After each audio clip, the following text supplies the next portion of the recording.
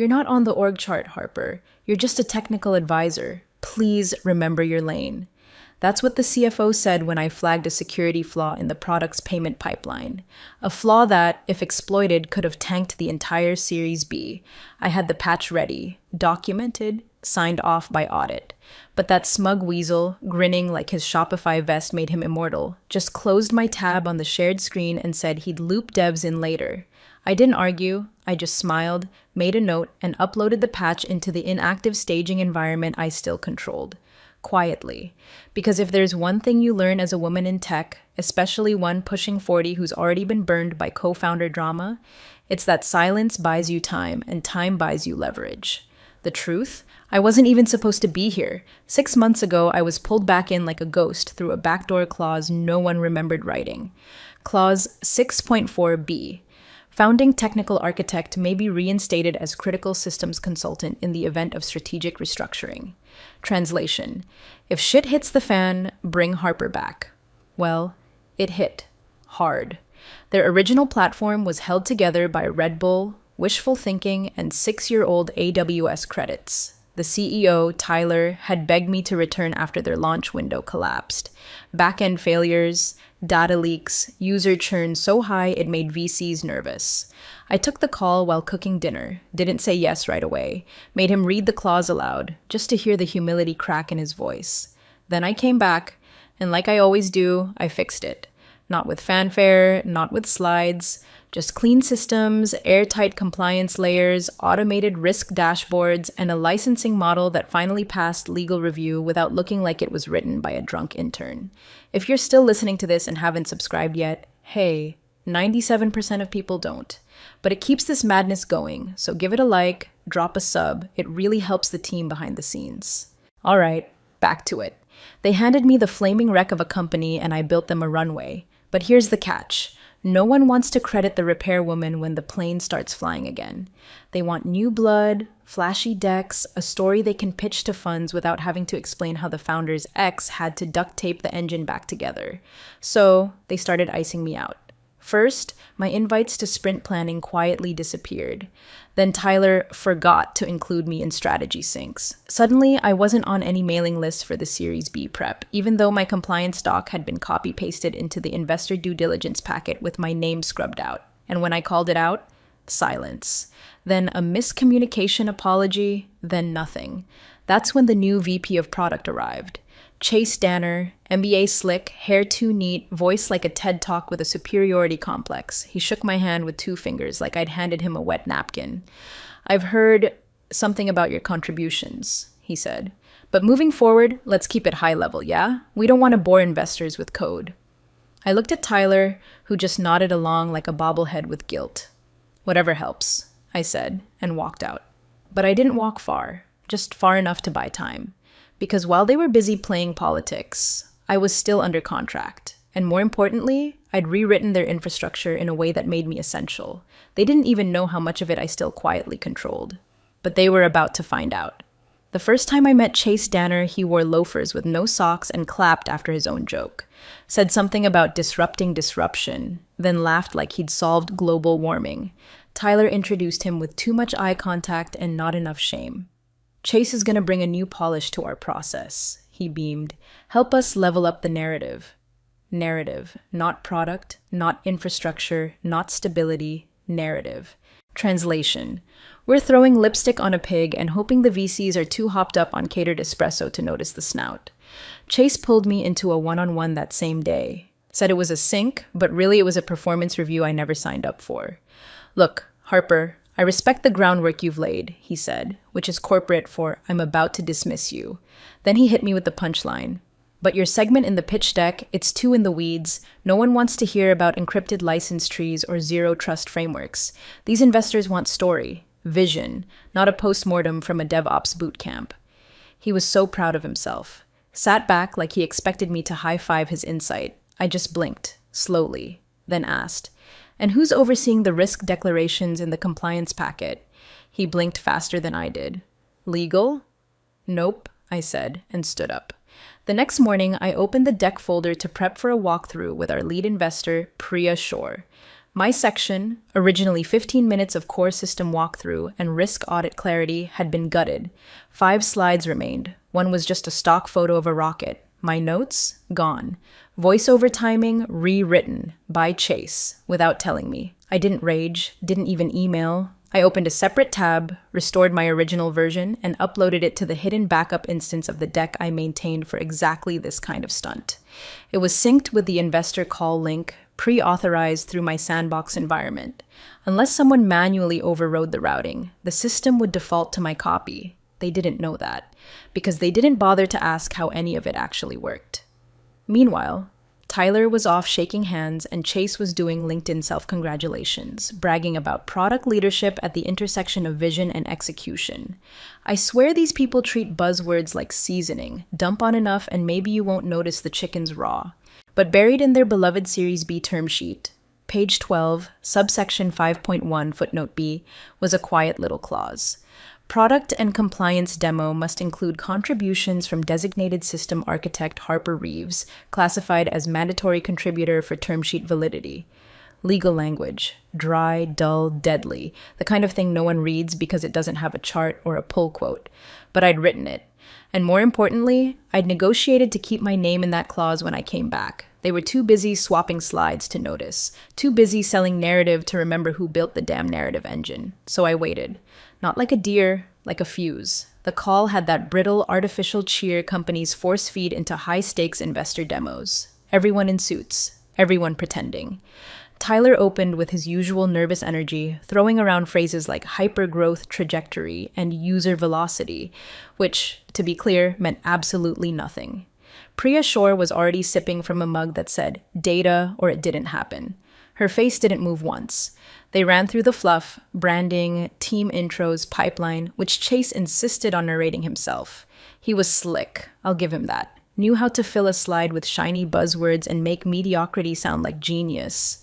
But I watched his jaw twitch every time Priya asked a technical question he had to redirect. That's when my name would come up, begrudgingly, like a pill stuck in his throat.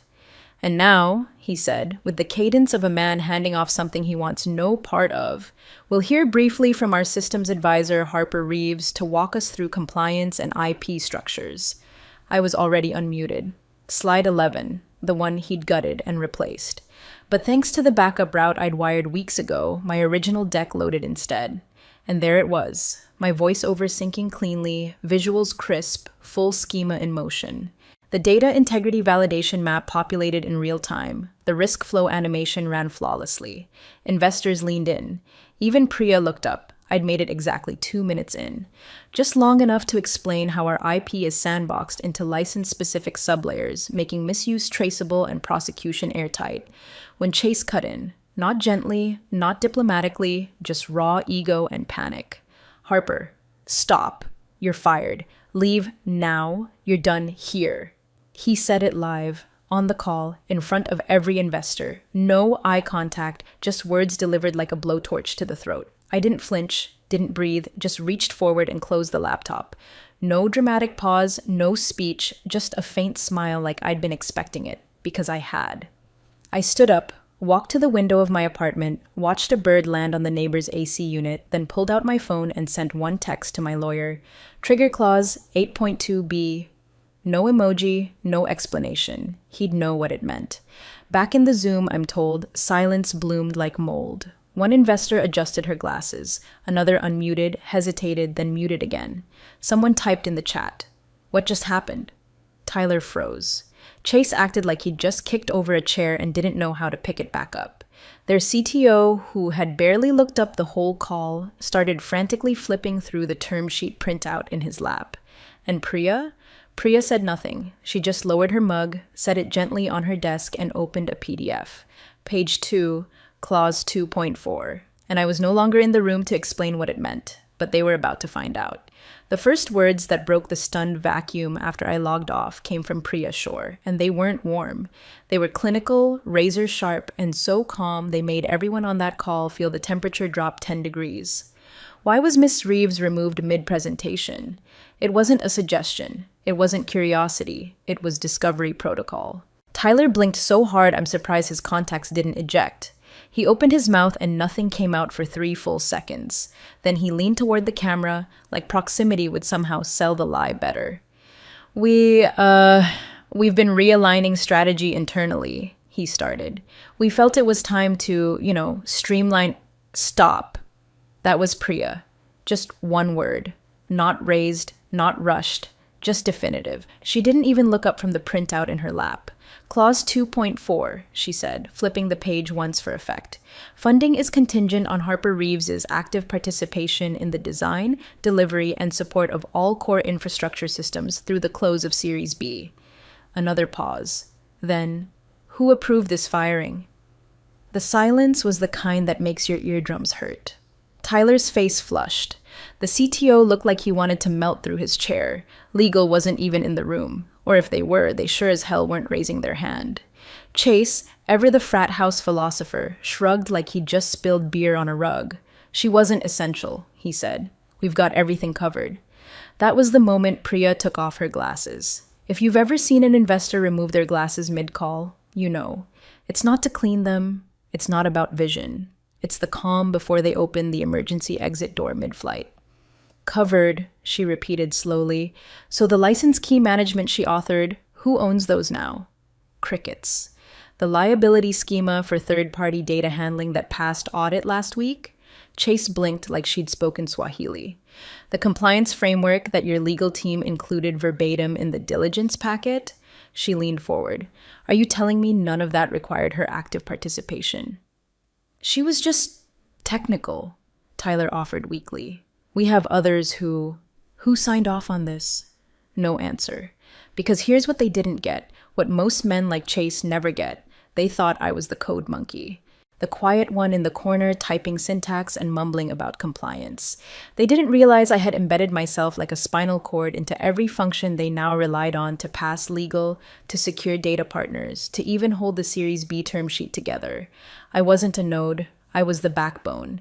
And now the skeleton had walked off. What happened next wasn't drama, it was decay.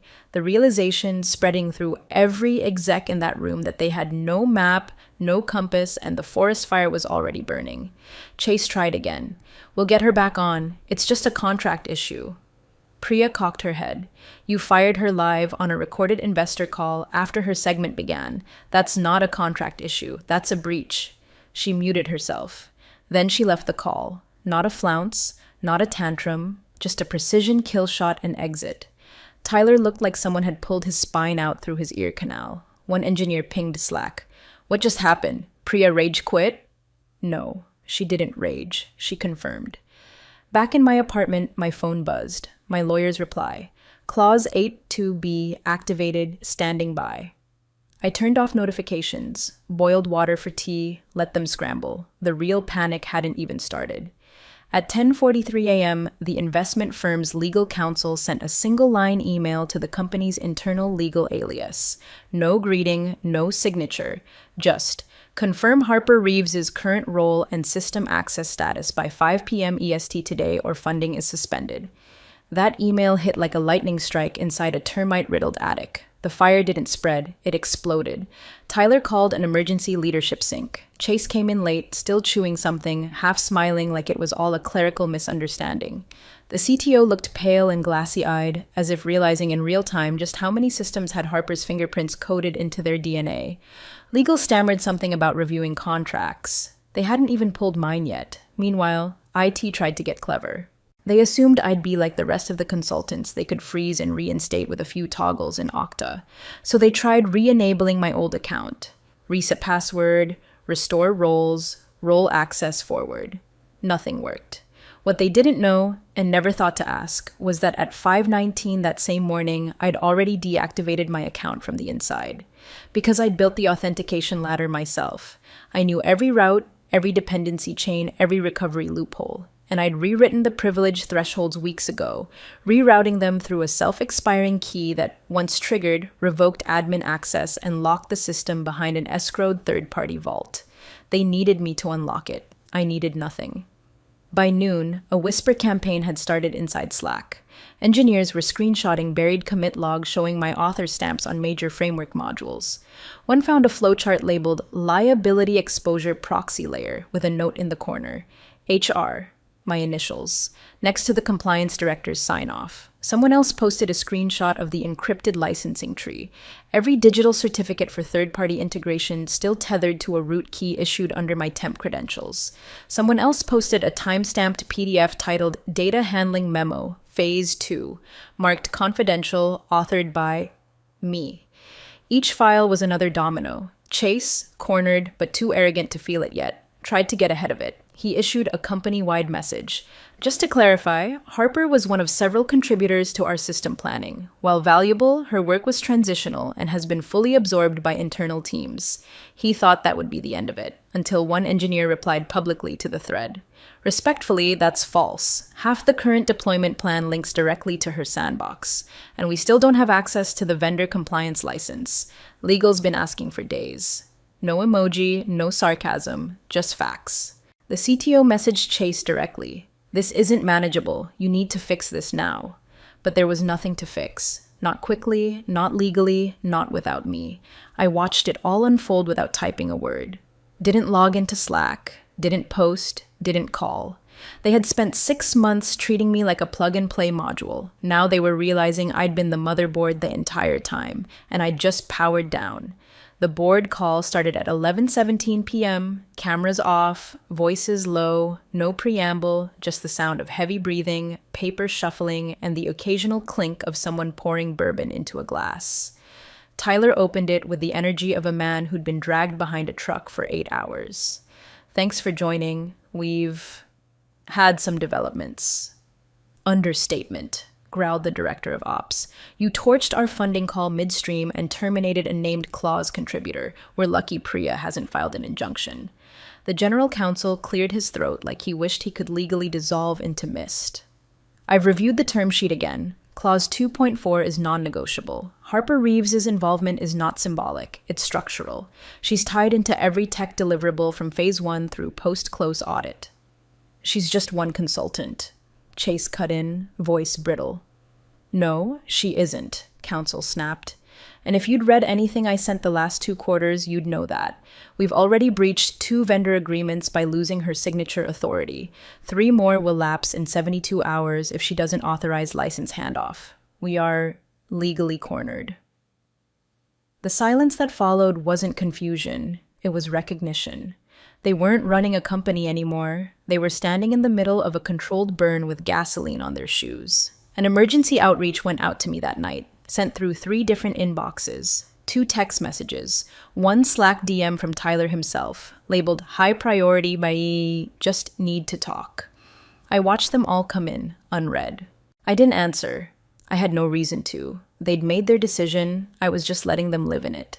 The next day, Priya's team released a quiet inquiry to a background verification service. Standard due diligence stuff, except this time it wasn't about code or compliance.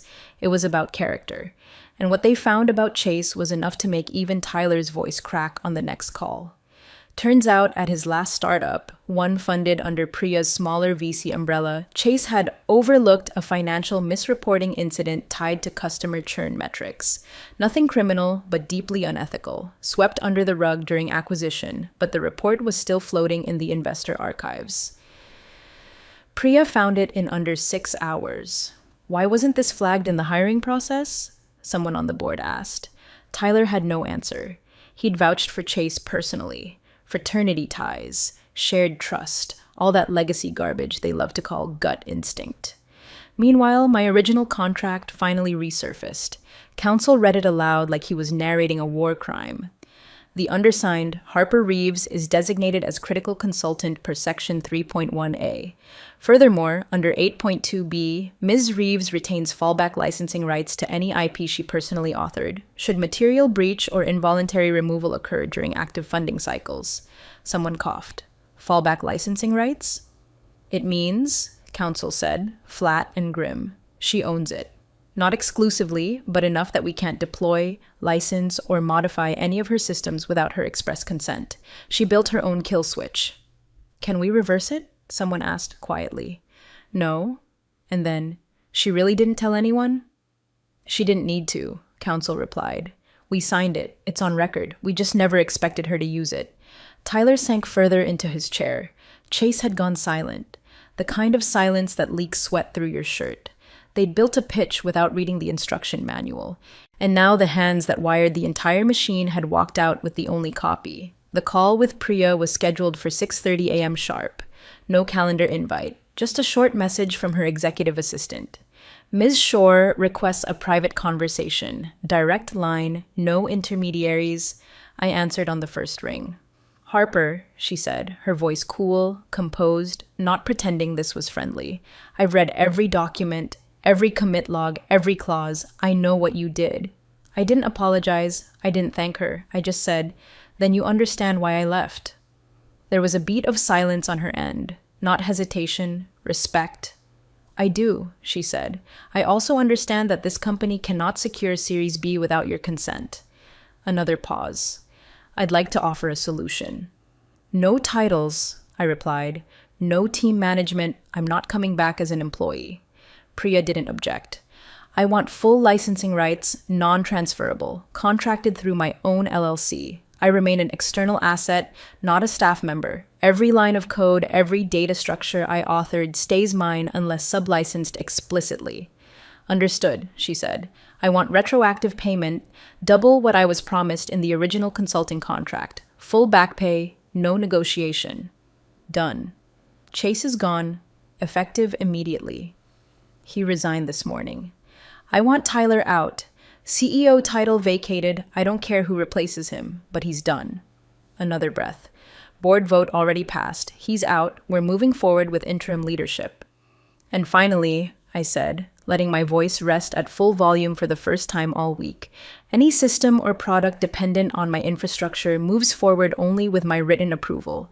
No overrides. I want final sign-off authority written into the license agreements for anything touching compliance, access control, or deployment.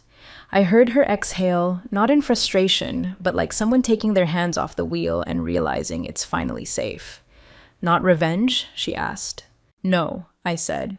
Control. A moment passed. Then, all of it. Done. No ceremony, no legal tug of war, just clean, surgical execution. We ended the call without small talk. No congratulations. No great to reconnect. Just the unmistakable sound of a balance shifting. Within the hour, my new contract was in my inbox. PDF, notarized, time-stamped.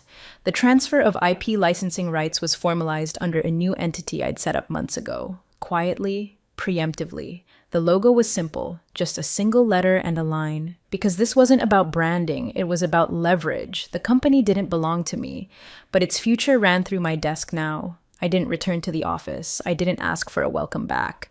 They'd made that impossible. I didn't need a chair at their table. I'd built the foundation underneath it. The press release dropped at 7:01 a.m. on a Tuesday, buried under a wave of fintech funding headlines, but anyone paying attention felt the shift. The title was polished PR nonsense, leadership restructure, and strategic realignment, but the subtext was blood in the water. No quotes from Tyler, no mention of Chase. Just a sterile paragraph announcing an interim leadership team and new compliance-led oversight practices. The kind of language that only surfaces after someone with real power says, "Clean house. Now." Internally, the reaction split. The old guard, those who'd played ping-pong with Tyler and laughed at Chase's pitch deck puns, either clammed up or quietly jumped ship. The engineers? They started unarchiving old threads with my name on them, threads that now read like prophecy. Meanwhile, Chase deleted his LinkedIn in the middle of the night. His last post, a smug selfie with the caption, "Building Legends from the Inside," was gone. Scrubbed. No goodbye, no announcement, just digital vapor. Tyler, ever the coward, didn't even offer an exit interview.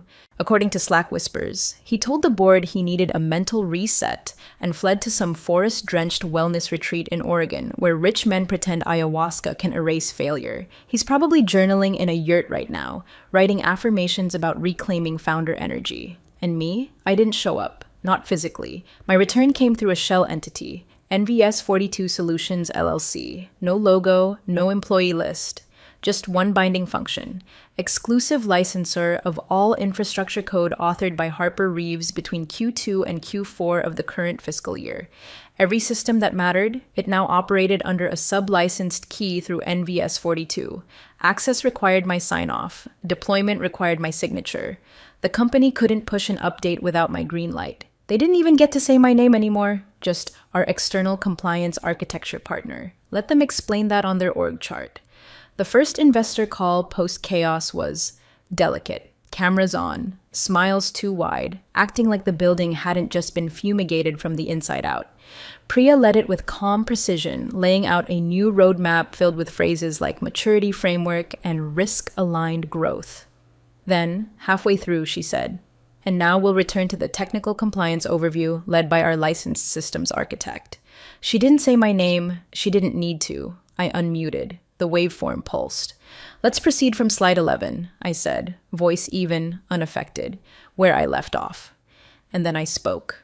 Clean, sharp, just facts. No preamble, no emotion, just structure, assurance, and exactly the kind of language that makes venture capitalists feel like their money's been blessed by a deity with a legal pad. When I finished, I clicked mute. No one said a word. Not Priya, not the interim CEO, not the investors, not a single throat cleared or keyboard tapped. It was the kind of silence that isn't awkward. It's reverence. Not for me, but for control. Because they all understood now, this wasn't my comeback. It was my confirmation. The girl they fired, she never came back. The woman on that call, she never left. It's late. Not midnight late, just that soft, breathable hour when the streets start folding into themselves and no one's in a rush anymore. I'm at a corner cafe, the kind with mismatched chairs and a barista who doesn't judge how long you linger. The tea is lukewarm. The lighting is amber. My laptop hums quietly beside a half-eaten almond tart I forgot I ordered. I'm not in an office. I don't need to be. I check my inbox. No rush, just habit. The latest investor report is sitting there stamped and final. Series B, confirmed. Oversubscribed even. Priya's firm doubled their position. The board voted to make external compliance oversight permanent. And buried in the appendix, there it is in print. All infrastructure systems currently under license to NVS 42 Solutions with final technical authority retained by Harper Reeves. No press release named me. No internal memo welcomed me back. They wouldn't dare, not after what happened. But the paperwork speaks louder than the posturing ever could. I opened the term sheet again. Page 2, clause 2.4. The one they skipped over. The one no one thought mattered. It's still there, unchanged. Funding contingent on Harper Reeves' active participation. Funny thing about clauses, people only care when they break them. I'd built it like a landmine, buried, dormant, silent, until someone stomped hard enough to set it off. My phone buzzes. It's a number I recognize but haven't saved. I don't need to. The message is short. You made your point. You're in charge now. I stare at it for a moment. No emoji, no signature, just reluctant surrender written in the language of cowards. I don't reply. What's there to say? I close the laptop, lean back in the chair, and sip my tea. It's gone cold, but it's quiet here. Clean. No pitch decks, no Slack pings. No one telling me to make myself smaller so their egos can fit in the frame. They cut my mic. I rewired the soundboard.